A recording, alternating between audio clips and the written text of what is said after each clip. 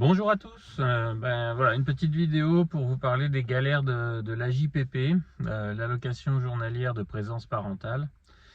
Voilà, notre fille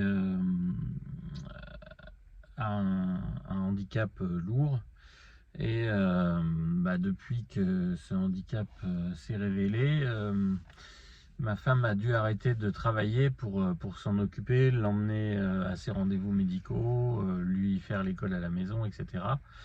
Donc elle bénéficie à ce titre de la JPP puisqu'elle travaillait, donc elle a dû s'arrêter et c'est une allocation qui permet une petite aide de la CAF pendant qu'elle arrête son activité temporairement. Donc là, ça fait une année qu'elle est dans ce dispositif. Pour en bénéficier, il faut un certificat du médecin qui suit l'enfant et qui dit que l'enfant a besoin de soins contraignants et permanents du fait de son handicap ou d'une maladie grave. Une fois qu'on a fait la demande, c'est examiné. Voilà, c'est à peu près 2 mois le délai légal. En vrai, c'est plutôt 4 mois. Puis ensuite, tous les mois, on reçoit une attestation papier de la CAF à faire compléter par l'employeur qui justifie sur l'attestation que la personne n'a effectivement pas travaillé ce mois-ci et on la renvoie à la CAF qui examine, qui calcule et qui verse l'allocation quand tout va bien. Donc ça, c'est tous les mois et c'est arrivé sur ces 12 derniers mois que ça fait 13 mois là. Qu'on ne l'ait pas reçu à 2 reprises. L'attestation arrive en principe en fin de mois, donc on l'envoie tout de suite à l'employeur qui met une semaine à la remplir, qui nous la renvoie, on la renvoie à la CAF. Donc voilà, par exemple, typiquement, quand c'est pour le mois de mars, vous la recevez le 27-28 mars, vous l'envoyez à votre employeur qui vous la renvoie vers le 10 avril, vous la renvoyez à la CAF qui la traite vers le 30 avril, et vous touchez votre allocation mi-mai pour mars, voilà, à peu près. Mais bon, après, c'est une sorte de roulement et voilà, c'est difficile la mise en place. Mais une fois que c'est en place, allez, à 15 jours près, vous recevez à peu près tous les mois votre allocation. Mais des fois, ils oublient de vous envoyer l'attestation vierge. Sachant que c'est pas une attestation vierge qu'on peut photocopier ou trouver sur internet, c'est une attestation nominative avec un numéro de dossier, un numéro de mois. Donc voilà, c'est bien l'attestation du mois en cours qu'on doit renvoyer et pas une autre. Donc quand ils oublient de nous l'envoyer, il faut faire un mail à la CAF. Typiquement quand je vois que le 2 ou le 3 du mois j'ai pas reçu l'attestation, je leur fais un mail, ils mettent 8-15 jours à répondre, ils nous envoient l'attestation, et puis rebelote quoi. Donc ça nous met 15 jours, 3 semaines dans la vue, disons, on va dire, pour l'allocation. Mais bon, admettons, ça peut arriver.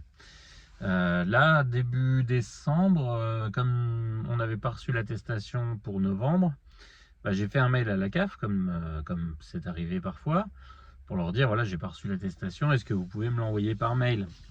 Et dit non, j'exagère, j'ai envoyé ça le 27 novembre.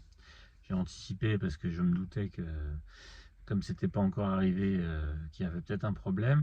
Et ils m'ont répondu hier que c'était normal, que en fait ils étaient légitimes à demander une mise à jour du certificat médical tous les 6 mois s'ils le souhaitaient.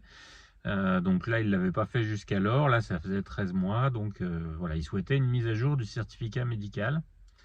Et ajouter à ça un formulaire de renouvellement, puisqu'elle a le droit encore, ma femme, à 3 mois d'AJPP. Après, c'est terminé. Le quota est épuisé, puisqu'on a droit à 310 jours ouvrables.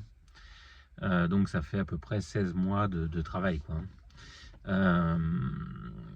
Donc ils me disent ça, alors ok, bon, je prends acte.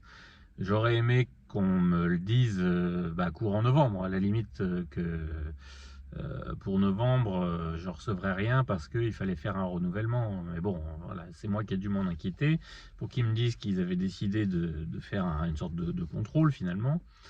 Et ils me disent, bah voilà, vous retrouverez 6 juin le document à faire compléter par votre médecin.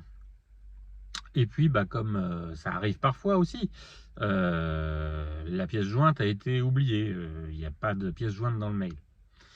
Donc, bah, j'ai dû réécrire en disant, ok, je prends acte de cette demande de renouvellement que nous devons faire, mais je n'ai pas la pièce jointe. Donc, bah, rebelote 3-4 jours pour lire le mail, pour nous envoyer les pièces jointes. Donc, un document à remplir de notre part, de 3 pages, qui récapitule la même chose que le formulaire initial. Alors, c'est pas très compliqué, il faut recopier, en fait, parce que la problématique n'a pas changé, c'est toujours pour le même handicap, pour le même problème. Et un certificat médical du médecin qui dit ben, où ça en est quoi, par rapport à il y a 13 mois, enfin 15-16 mois, parce que, quand on a fait la demande. Quoi. Donc voilà, le problème c'est que maintenant que j'ai tous ces documents en main, il faut le faire compléter par le médecin. Et pour avoir un rendez-vous chez le médecin traitant de ma fille, il faut, voilà, sauf si c'est une urgence médicale, il faut 3 semaines quoi.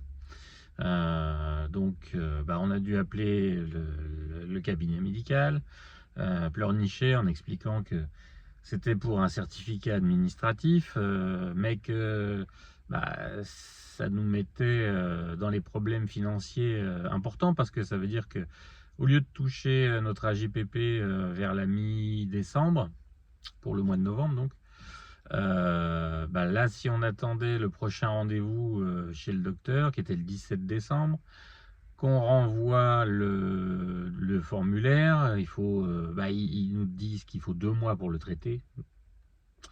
J'espère que ce sera plus court.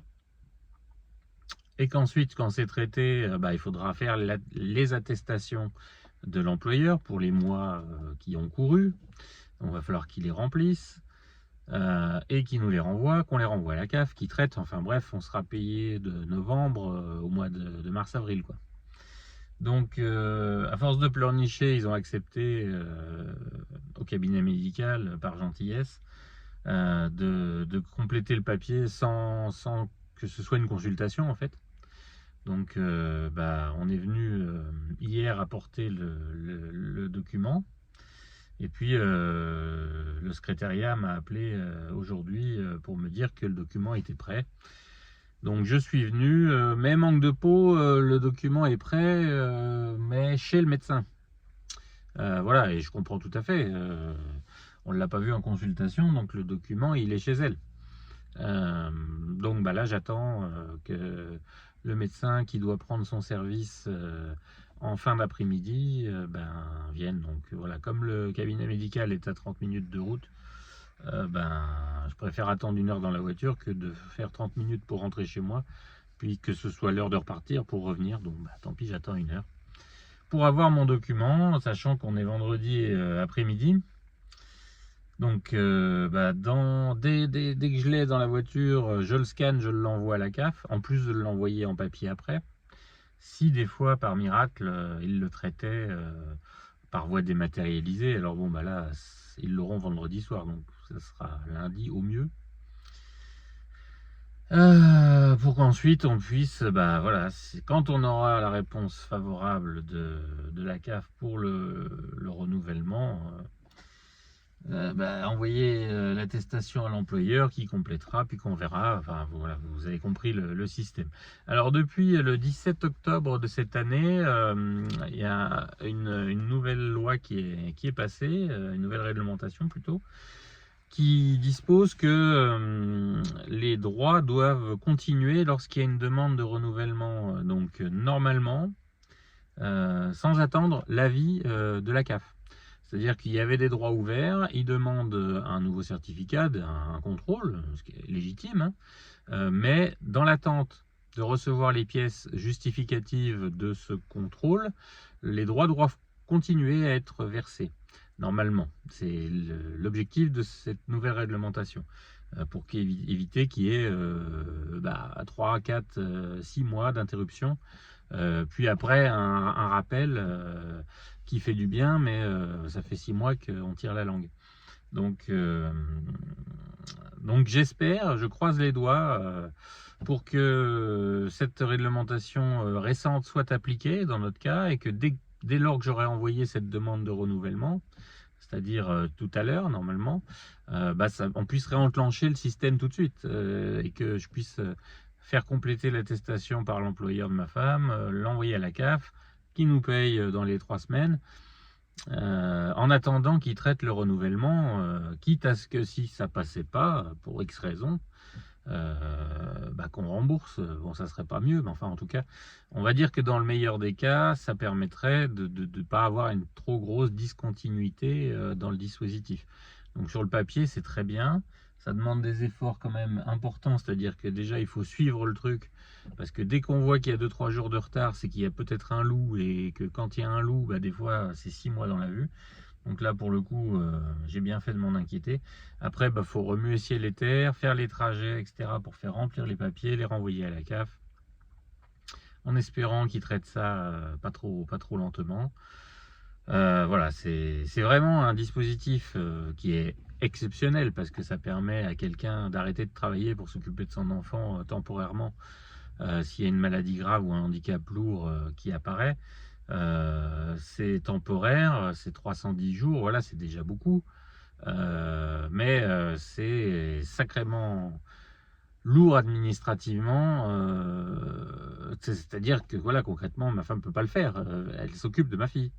S'il fallait qu'elle gère sa paperasse à ce rythme-là, à ce niveau de suivi-là, en permanence en plus, ça serait pas possible. Donc moi concrètement, c'est indispensable que voilà, je mette en stand-by mon job pour prendre l'après-midi pour faire ça. Voilà, c'est bon. On peut pas dire que ce soit quand même très satisfaisant comme fonctionnement, quoi. Donc voilà, je suis devant la maison médicale, vous voyez, c'est marqué, hein, j'attends, voilà, en croisant les doigts, que le document que je récupère ait été bien complété, parce que voilà, c'est pareil, le médecin, il n'envoie pas souvent des certificats comme ça, il y a 1000 cases à cocher, 12 tampons, 4 signatures à mettre, donc je vais l'ouvrir tout de suite pour voir si tout est bien complété, parce que s'il manque une croix, ça va pas passer. Et puis si tout est bon, ma foi, je scanne tout ça dans la voiture, je l'envoie, je prends mon enveloppe, mon timbre, je vais à la poste pour essayer de perdre le moins de temps possible, parce que le temps, pour le coup, là, c'est de l'argent.